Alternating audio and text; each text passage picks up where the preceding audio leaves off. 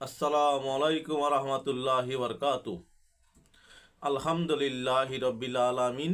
আসসালাতু ওয়াসসালামু আলাইকা আলা সাইয়্যিদিল মুরসালিন ওয়া আলা আলিহি ওয়া সাহবিহি আজমাইন। সমস্ত প্রশংসা একমাত্র মহান আল্লাহ তাআলার জন্যে এবং লাখো কোটি দুরূদ ও সালাম শ্রেষ্ঠ নবী, প্রিয় নবী, সাফায়াতকারী, নূরে মুজাসসাম, সরকারে দো আলম রসুলে পাক সাল্লাল্লাহু আলাইহি সাল্লামের উপর। সম্মানিত দিনী ভাই বোনেরা, সম্মানিত ভিউয়ার্স, আশা করি আল্লাহ তাআলার অশেষ রহমতে সকলে ভালো আছেন। তাই আসুন সকলে শুকরিয়া আদান বলি আলহামদুলিল্লাহ। সম্মানিত ভিউয়ার্স, আপনারা দেখছেন মদিনার পথে 97 ইউটিউব চ্যানেল। এই চ্যানেলের মূল উদ্দেশ্য হাদিস এবং কোরআন থেকে ইসলামী ভিডিও আপলোড করা। যারা নতুন দেখছেন অনুগ্রহ করে সাবস্ক্রাইব করে পাশে থাকা বেল আইকনটি ওপেন করে দিবেন, যেন ভালো দু একটি কথা আপনার কাছে পৌঁছে যায়। সম্মানিত ভিউয়ার্স, আমরা আজকে পবিত্র কালামুল্লাহ শরীফের 200টি আয়াত রাতে তেলাওয়াত করিলে কি ফজিলত সেই বিষয়ে জানবো ইনশাআল্লাহ। আল্লাহ তাআলা যেন আমাকে বলার এবং আপনাদের শোনার এবং আমল করার তৌফিক দেন, আমিন। হাদিসে পাকে আসছে, কে যদি 200খানা আয়াত তেলাওয়াত করেন, হযরতে আবু উমামা রাদিয়াল্লাহু তাআলা আনহু হতে বর্ণিত, তিনি বলেন রাসূলুল্লাহ সাল্লাল্লাহু আলাইহি সাল্লাম বলেছেন, যে ব্যক্তি রাতে পবিত্র কোরআনের 10খানা আয়াত তিলাওয়াত করে তাকে গাফিল বা অমনোযোগীদের মাঝে লিপিবদ্ধ করা হবে না। যে ব্যক্তি 100 আয়াত তিলাওয়াত করে তার জন্য রাতের অনুগত্য লিপিবদ্ধ করা হবে। যে ব্যক্তি 200 আয়াত তিলাওয়াত করবে তাকে অনুগত্য বান্দাদের মাঝে লিপিবদ্ধ করা হবে। যে ব্যক্তি 400 আয়াত তেলাওয়াত করবে তাকে ইবাদত গোজার বান্দাদের অন্তর্ভুক্ত করা হবে। এবং যে ব্যক্তি 500 আয়াত তিলাওয়াত করবে তাকে গাফির জিন বান্দাদের মধ্যে শামিল করা হয়। যে ব্যক্তি 600 আয়াত তিলাওয়াত করবে তাকে খসিনদের আল্লাহর ভয়ে ভীত ব্যক্তিদের মধ্যে শামিল করা হবে। যে ব্যক্তি 800 আয়াত তিলাওয়াত করবে তাকে বিনয়ী বান্দাদের মধ্যে শামিল করা হয়। যে ব্যক্তি 1000 আয়াত তেলাওয়াত করে উহা তার জন্য কিন্তার হবে। কিন্তার পরিমাণ হচ্ছে 1200 উকিয়া। আর 1 উকিয়া হচ্ছে আকাশ ও পৃথিবীর মাঝে যা কিছু আছে তার চেয়ে উত্তম, অথবা বলেছেন তার উপর সূর্য উদিত হয় তার চেয়ে উত্তম।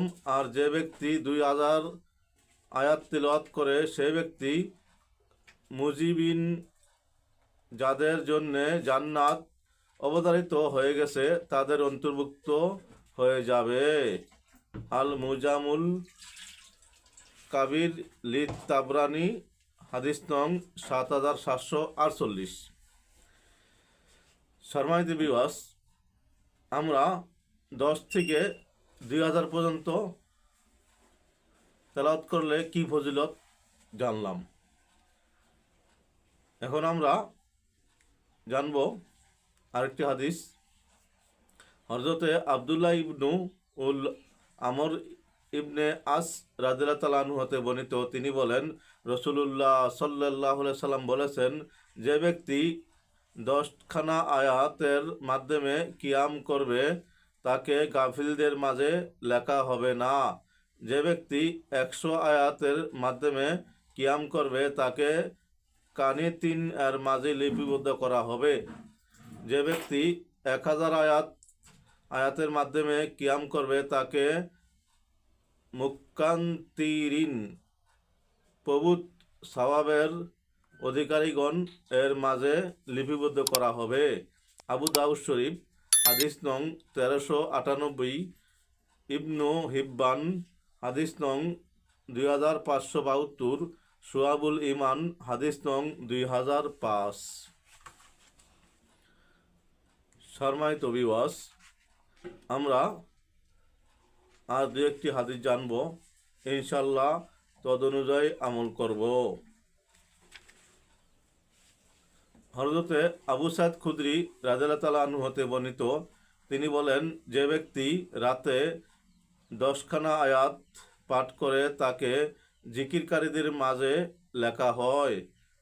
যে ব্যক্তি 100 আয়াত পাঠ করে তাকে অনুগত বান্দাদের মাঝে লিপিবদ্ধ করা হয়। যে ব্যক্তি 500 আয়াত তেলাওয়াত করে সে এক কিন্তার সওয়াব নিয়ে সকালে উপনীত হবে। জিজ্ঞেস করা হলো, কিন্তার কি? তিনি বললেন, স্বর্ণ দিয়ে ভর্তি ষাঁড়ের চামড়া। সুনানুদ দারমি হাদিস নং 3501। অপর হাদিসে হযরত ইবনু উমর রাদিয়াল্লাহু তাআলা আনহু হতে বর্ণিত, তিনি বলেন, যে ব্যক্তি রাতে 10 আয়াত পাঠ করে তাকে গাফিলদের মাঝে লেখা হয় না। যে ব্যক্তি রাতে 100 আয়াত পাঠ করে তাকে অনুগত বান্দাদের মাঝে লিপিবদ্ধ করা হয়। যে ব্যক্তি 200 আয়াত পাঠ করে তাকে সফলকাম বান্দাদের মাঝে লিপিবদ্ধ করা হয়। সুনানুদ দারেমি হাদিস নং 3500।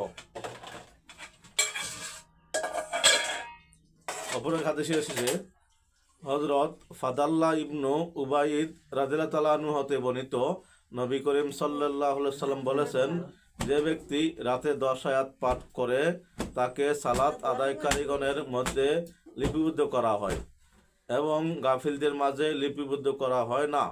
যে ব্যক্তি 50 আয়াত পাঠ করে তাকে সকাল পর্যন্ত হাফিজগণের মাঝে লিপিবদ্ধ করা হয়।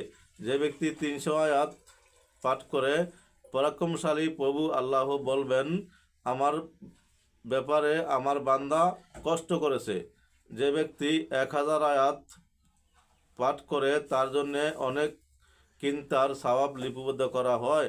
আর এক কিন্তার হচ্ছে দুনিয়া এবং তার মাঝের সব কিছুর চেয়ে উত্তম। সুতরাং যখন কিয়ামতের দিন আসবে তখন তোমার প্রতিপালক আল্লাহ বলবেন, তুমি পাঠ করো এবং প্রত্যেক আয়াতের কারণে এক ধাপ উপরে ওঠো। এভাবে বান্দার তার সাথে মুখস্থ থাকা শেষ আয়াতে পৌঁছে যাবে। শুআবুল ইমান হাদিস নং 2006। সম্মানিত ভিউয়ার্স, আজকে আমরা যা কিছু শুনলাম ইনশাআল্লাহ যতটুকু সম্ভব আমল করব। কোরআন তেলাওয়াত দুনিয়া আখিরাতে কামিয়াবের একমাত্র রাস্তা। তাই আসুন সুযোগ পাইলেই আমরা কোরআন তেলাওয়াত করি। ফরজ নামাজের পর সর্বশ্রেষ্ঠ আমল হচ্ছে কোরআন তেলাওয়াত করা। সম্মানিত ভিউয়ার্স, ভিডিওটি ভালো লাগলে অবশ্যই সাবস্ক্রাইব, শেয়ার ও লাইক করে অপরকে জানিয়ে দিবেন। সকলের কাছে দোয়া চাই, আল্লাহ তাআলা সকল মুসলমানকে কোরআনের মতে চলার তৌফিক দাও। আমিন। আসসালামু আলাইকুম ওয়া রাহমাতুল্লাহি ওয়া বারাকাতুহু।